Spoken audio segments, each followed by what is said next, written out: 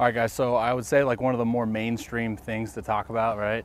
One of the more common questions that I get is on hip-shoulder separation. So hip-shoulder separation, I believe that this is kind of goes hand in hand with everything I believe within the pitching delivery, is like, you got to have the capacity, the movement capacity to get into specific positions and own those positions during the delivery.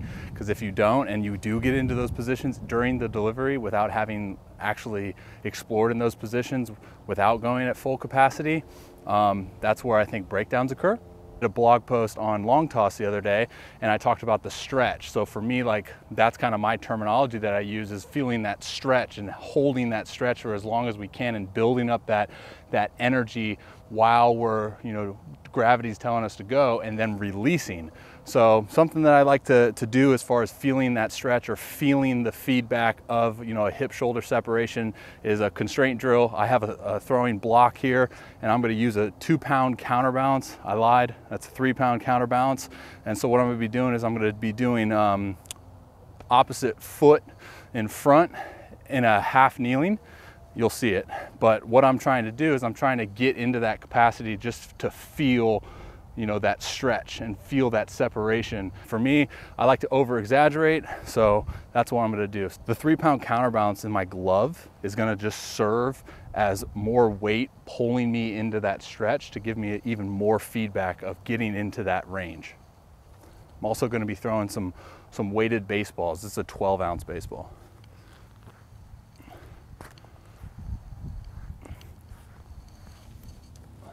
This is a 9-ounce baseball.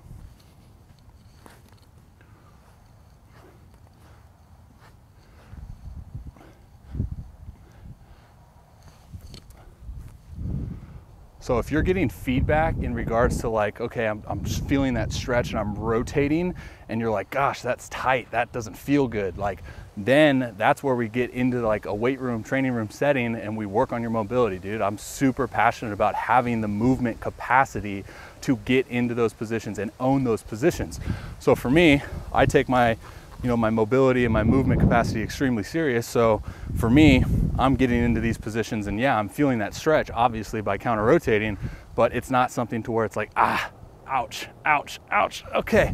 So if you're someone that, does this drill and you're going, oh boy, that doesn't feel good, like, let's work on your, your thoracic spine mobility and other types of things like that. We have an 8-ounce ball here.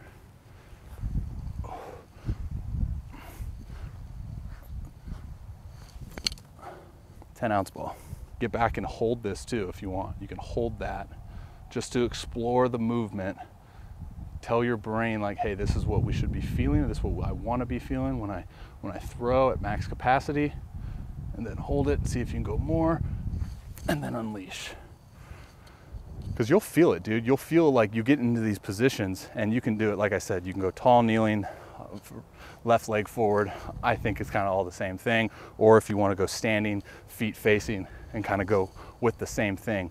All of these things are just giving you that feedback of the separation of the stretch. And then obviously you want to blend that in to when you're actually throwing and this lead leg is going to travel. Then that's when that lead hip travels, try to keep it closed while trying to keep this closed, and then you're just separating.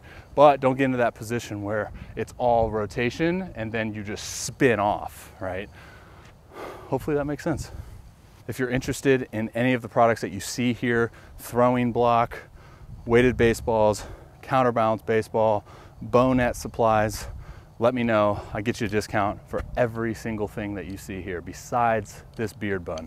Can't get you a discount, nor can I even guarantee that you can get this, but you can try.